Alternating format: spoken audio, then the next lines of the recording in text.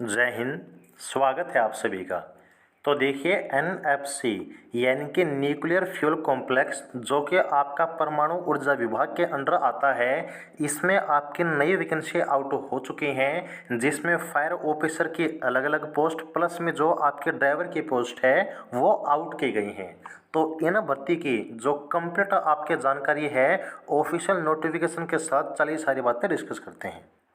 तो यहाँ पर देखिएगा, ये जो आपकी वैकेंसी का ऑफिशियल नोटिस है ये हमने ओपन किया हुआ है। सबसे पहली चीज़, इस भर्ती के जो फॉर्म हैं वो आपको ऑनलाइन अप्लाई करने होंगे, जिसकी स्टार्टिंग डेट आपकी 11 मार्च 2023 है। लास्ट डेट आपकी जो है 10 अप्रैल 2023 रहेगी। रात के 12 बजे तक जो फॉर्म है वो आप अप्लाई कर पाएंगे। अब चलिए बात करते हैं इसमें कौन कौन सी पोस्ट आउट की गई हैं, किस पोस्ट के क्या क्वालिफिकेशन आपकी रखी गई है। सबसे पहले जो आपकी पोस्ट है वो आपकी देखिए ग्रुप ए की पोस्ट है, जो कि आपकी चीफ फायर ऑफिसर की है। यहाँ पर अगर हम बात करें पे लेवल की, तो यहाँ पर लेवल 11 के अनुसार आपका पे स्केल रहेगा। बेसिक है आपका 67,700 रुपये, प्लस में आपके अलाउंस, यानी कि जो आपकी स्टार्टिंग सैलरी है ना वो भी आपके 1.25 लाख के आसपास से रहने वाली है।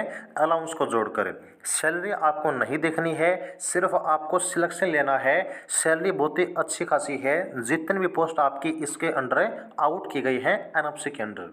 दूसरी जो आपकी पोस्ट है वो है आपके टेक्निकल ऑफिसर के कंप्यूटर के लिए। इसके बाद आपकी जो अगली पोस्ट है वो यहाँ पर देखिएगा आपकी रखी गई है डिप्टी चीफ फायर ऑफिसर की। यहाँ पर आपकी देखिए जो एज लिमिट है मैक्सिमम 40 साल है group a chief fire officer के लिए। टेक्निकल ऑफिसर की 35 साल है मैक्सिमम। इसके बाद डिप्टी चीफ फायर ऑफिसर की 40 साल है, स्टेशन ऑफिसर की 40 साल रखी गई है। उसके बाद यहाँ पर आपकी सब ऑफिसर जो कि ग्रुप बी की पोस्ट है इसकी 40 साल है। और फिर यहाँ पर देखिए आपके ड्राइवर कम पंप ऑपरेटर या फिर इसको हम बोल सकते हैं फायरमैन की पोस्ट। कहने का मतलब है कि इसमें आपको फायरमैन और ड्राइवर दोनों का जो रोल है वो आपको निभाना होता है इस पोस्ट के अंदर। यहाँ पर आपकी मैक्सिमम जो एज लिमिट है वो 27 साल रखी गई है और यह आपके ग्रुप सी की पोस्ट रहेगी। यदि हम बात करें टोटल वैकेंसी के बारे में, तो यहाँ पर एक तो जो आपका पोस्ट कोड है ना वो आपको याद रखना है। जिस पोस्ट का फॉर्म आप अप्लाई करने वाले हैं वहाँ पर पोस्ट कोड आपको याद होना चाहिए। चीफ फायर ऑफिसर के टोटल यहाँ पर एक पोस्ट है यूआर कैटेगरी के लिए। टेक्निकल ऑफिसर की 3 पोस्ट रहेंगी, डिप्टी चीफ फायर ऑफिसर की 2 पोस्ट रहेंगी, स्टेशन ऑफिसर की 7 पोस्ट रहेंगी, सब ऑफिसर की 28 पोस्ट। सबसे ज़्यादा जो पोस्ट आपके रहने वाली हैं वो आपके ड्राइवर या फिर फायरमैन की पोस्ट की हैं। टोटल यहाँ पर 83 वैकेंसी आपके रखी गई हैं। सबसे पहले हम बात करते हैं आपकी जो क्वालिफिकेशन है चाहे किसी भी पोस्ट की हो वो आपकी कंप्लीट कब होनी चाहिए। तो जो आपके एप्लीकेशन फॉर्म को फिल करने की क्लोजिंग डेट यानी कि लास्ट डेट है उस डेट तक चाहे आपकी कोई क्वालिफिकेशन है, कोई एक्सपीरियंस है या फिर कोई अदर डॉक्यूमेंट है वो आपका तैयार होना चाहिए एप्लीकेशन फॉर्म को फिल करने की लास्ट डेट तक या फिर उससे पहले। सबसे पहले जो क्वालिफिकेशन है चीफ फायर ऑफिसर की है। यहाँ पर सबसे पहले जो आपकी क्वालिफिकेशन है वो है कि आपको +2 पास होना चाहिए।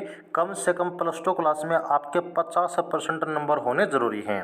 इसके बाद आपने जो है एक कोर्स है वो पूरा किया हुआ होना चाहिए जो कि आपका national fire service college Nagpur से हो। कौन सा कोर्स है? डिविजनल ऑफिसर का कोर्स। ओके। इसके अलावा यहाँ पर अगर आपके पास है बैचलर इंजीनियरिंग है फायर इंजीनियरिंग में कम से कम 60% मार्क्स के साथ, तो भी यहाँ पर आप एलिजिबल होंगे। इस क्वालिफिकेशन में आपके पास 8 साल का एक्सपीरियंस होना चाहिए।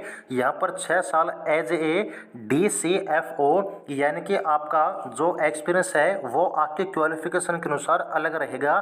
पहले वाली क्वालिफिकेशन में 12 साल का होगा, दूसरी क्वालिफिकेशन में एक्सपीरियंस आपका 8 साल का होगा।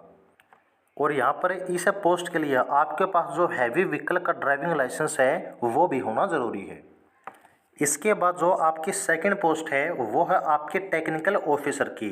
यहाँ पर अगर आपके पास बैचलर डिग्री है, बीटेक आपने की है या फिर बैचलर ऑफ इंजीनियरिंग आपने की है कम से कम 60% मार्क्स के साथ, तब यहाँ पर जो है आप एलिजिबल होंगे। एक बात आपको याद रखनी है कि इस पोस्ट के लिए वैसे तो आपका जो एक्सपीरियंस है ना वो कोई ज़रूरी नहीं है, लेकिन अगर एक्सपीरियंस आपके पास है तो यहाँ पर आपको पहले प्रेफरेंस दी जाएगी। प्रेफरेंस कब मिलती है? मान लीजिए कोई दो कैंडिडेट हैं जिनके मार्क्स बराबर हैं, तो उसमें पहले किसको प्रेफरेंस मिलेगी? प्रेफरेंस उसको मिलेगी जिसके पास एक्सपीरियंस होगा। यहाँ पर एक्सपीरियंस किस फील्ड में होना चाहिए वो भी आप यहाँ पर चेक कर सकते हैं। और जो आपके पास बैचलर डिग्री है, बीटेक आपके पास है, बीई आपके पास है, तो उसमें ये जो आपकी ब्रांच है वो कोई भी एक ब्रांच आपके पास अगर है तब यहाँ पर इस पोस्ट के लिए आप एलिजिबल रहेंगे। इसके बाद यहाँ पर जो आपके डिप्टी चीफ फायर ऑफिसर की पोस्ट है, यहाँ पर भी जो क्वालिफिकेशन है +2 क्लास प्लस में आपके पास जो है डिवीजनल ऑफिसर का कोर्स होना चाहिए NFSC कॉलेज नागपुर से। यहाँ पर 6 साल का एक्सपीरियंस होगा। और अगर आपने बैचलर ऑफ इंजीनियरिंग की है फायर इंजीनियरिंग से कम 60% मार्क्स के साथ, तब यहाँ पर स्टेशन ऑफिसर के तौर पर 2 साल का आपके पास एक्सपीरियंस होना चाहिए। प्लस में यहाँ पर जो आपका हैवी व्हीकल का ड्राइविंग लाइसेंस है वो भी मांगा गया है। इसके बाद यहाँ पर जो आपकी नेक्स्ट वैकेंसी है वो है स्टेशन ऑफिसर के लिए, जहाँ पर सबसे पहले तो आपको +2 पास होना चाहिए कम से कम 50% मार्क्स के साथ। इसके बाद आपके पास HMV यानी कि हैवी व्हीकल का जो ड्राइविंग लाइसेंस है वो होना चाहिए। और फिर आपने स्टेशन ऑफिसर का कोर्स किया हुआ होना चाहिए national fire service college Nagpur से।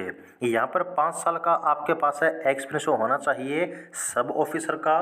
यदि आपने बैचलर ऑफ इंजीनियरिंग की है फायर इंजीनियरिंग से तो यहाँ पर कोई एक्सपीरियंस आपको जो है नहीं चाहिए होगा। ओके।